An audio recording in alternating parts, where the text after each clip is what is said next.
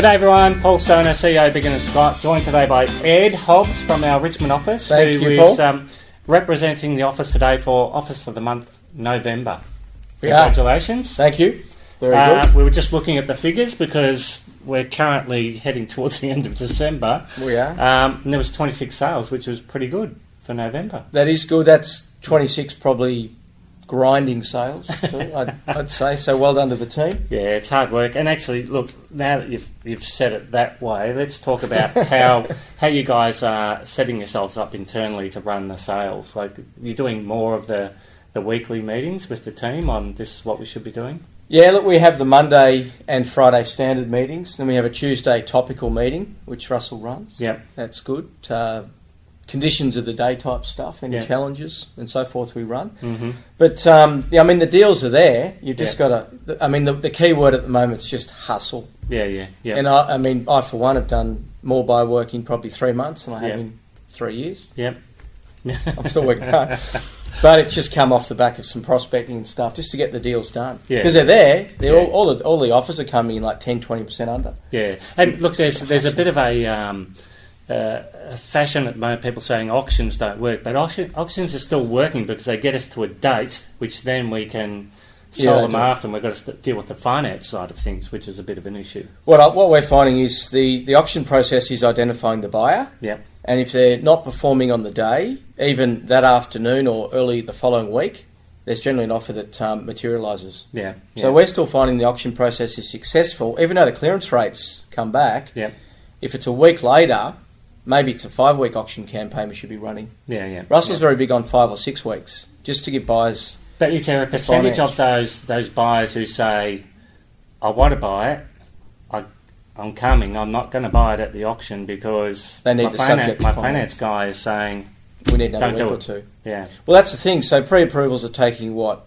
They usually took 14 days. Yeah. They're taking more like 28 days. A month. Yeah. So if we did a 5 or 6 week campaign, then hopefully you might have some bidders pre-approved by the auction date. We haven't done it yet. Russell's been flagging it. It's probably some good idea. Yeah. But maybe something we employ for 2019. Yeah. And are you guys aware of this going to the auction day, or are you finding an auction day, I still want to buy it, but I've got to go through the finance? You mean the buyer's position? Oh, we're trying to unearth that as quickly as we can. Yeah. I think Chris, as Chris likes to think outside the square, may have even had a buyer pre-approved on a subject to finance bidding. Yeah. Obviously to a certain level and so forth to reserve price, and obviously to run up anyone else that's bidding unconditionally. But we're just trying to throw a few different things out there. Yeah. But I think we probably know beforehand where things are at and prepping our owners that it may not sell on the day. Buyer A's got some interest, but they're another week away from finance, or buyer B might be able to do unconditional early next week. Yeah, okay. So it's worth acknowledging the finance difficulties with a lot of the buyers, because you might as well uncover that so you know where you are on the day of the auction. Because otherwise you look silly if you're not aware of the buyer's position. You're saying to the owners, we've got 3 or 4 bidders and no one bids. Falls back on you. So I haven't done any DD around the buyers. So so a lot of that's is finance tightening restriction driven. It's here, and it's a new market. Love it. Well, so everyone's working harder. I would say, buyer works just through the roof. You got to go back you got to beg for buyers. You got to go back 3 or 4 times. In a stronger market, you would have politely dismissed them. Now we go back and sort of, please, can you give us another 5, 10? What if we said this would buy it, that would buy it? And you're asking the buyer to come up 20 different ways. The same thing, 20 different ways. So how are the opens looking? Are there plenty of people at the opens? We've had 115 through an apartment, but one offer. Right. It's 50 below what the owner will accept. So that's a bit obscure, those numbers. But no, look, they're reasonably well attended. Okay. But it's all price related and price driven. The correct price guide will obviously generate interest or engage the market. If it's a bit high, you've got to pull it back really quickly. If you're going to pull a quote back, it's got to be after the first week. And don't just go, it's only week 1. No, that's the key time to bring it back. To get the maximum time for a price adjustment to kick in. And we were talking about that price, so price adjustments and the statements of information and so forth. You've got to make sure you're on top of all of that. There's the compliance side, which is which is another whole hour of a chat. We'll talk about that next time. Yeah, but that's obviously got to be accurate and spot on. So we're working through processes. It's probably worth that. us having some sort of session on that internally because, as you know, it changes so quick. And at the moment, with the market having an adjustment, we're looking at comparables, which aren't comparable to what the price is. No, they're comparable 1 minute, the next they're not. That's right. That's right. So, so I mean, the lettings are up, which is probably good too. And December, we're just ultimately just trying to... So let's talk about December. How's it looking so far?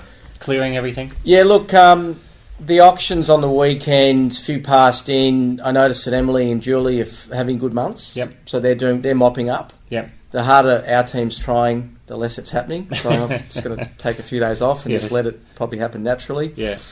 And Charlie is hustling hard. Yeah. Big Al's on a commercial deal like he always is. Mm-hmm. He's quiet for weeks and all of a sudden he'll land a big deal and it's like, whoa, awesome. Yep. So it's really, so we finished our auctions now. This weekend's opens, of course. Just trying to mop up before Chrissy so we can all go and leave and just relax. Yeah. Last thing you want is... I've got 11 pass-ins at the moment. Yeah. It's giving me anxiety, but we want to mop There's those up. a few of the team around who can... Yeah, that's the thing. You've got to have a good team to be able to take buyers through and just work it while you're away. Otherwise, you're on the phone the whole time and your holiday's counterproductive. So that's the goal. So if we go forward a couple of months, what do you think it's looking like stock-wise in the first quarter? Less? Yeah, look... gut feel is that it's back a little bit, stock levels, but I mean the market. This is a new market, right? Mm-hmm. We're in now for the next few years. So I mean this is the back end of 2018's been a bit of a taste for it, but we're all set up for 2019. What's required? Yeah, and it's obviously go. So I think most of the owners that have come on or adjusted through the last quarter, they're obviously trading up or down, and they've got they're buying and they're transacting in the same market. There's only a small select few that are probably a little bit stubborn and they've got their head in the sand a bit. But we're having to sort of really go hard at some vendors to realign them. But most of the vendors are pretty good. I mean, you only got to Google or look on. Well, yeah, it's not us that control the market. It's just read a paper or have a look on TV. It's been interesting times. It's the toughest market I've been in. Yeah, the finance restrictions are having some really interesting effects, and then the Royal Commission's still going on. Yeah, when are the findings out, Feb? Yeah. But you got to love a change in conditions. Yeah, nothing like a challenge. So look, it's a great point. A good segue is you need to be aware that things have changed in terms of the way that you deal with the vendors and the buyers, because if you're still trying to do it the old way, you'll just be left there with a lot of stock and a lot of advertising debt. Well, private sales and private inspections are where we're selling more properties than open for inspections. Yeah. So you can't just rely on the internet now to get the buyers through the opens. Yeah. You've got to be hustling all the way through the week. Set up your vendors through auction campaigns. We may need to get through every day. Yeah. So we're finding much more valuable the private appointments than the open for inspections. Yeah, so there's a bit of a shift in our priority as to where our buy source is coming from. Get it done today. And underbidders, how gold are underbidders? Like they're almost in your favourites now on your phone. Almost replacing your vendors as your favourites in your phone. True. Anyone who's bidding, requests for a contract, it's got to stay on them. Yeah. And just hustle with them. So the reason I asked Ed about how's it looking in the first quarter or the first couple of months, we do strongly believe that there will be less stock in that first quarter, and that's going to settle down all the pricing, and it'll be this market for the next couple of years. It's going to be very, very... Not stale, it's just going to be that normal market. You're seeing it stabilise, or you... Yeah, so stock-wise, we're seeing that it's pulled back. So this December has had more stock. There's more stock on the market because of all the pass-ins that have come through. Yeah. But they will clear, and then we're faced with the market. So the market in Feb will be the market. Okay. Which is...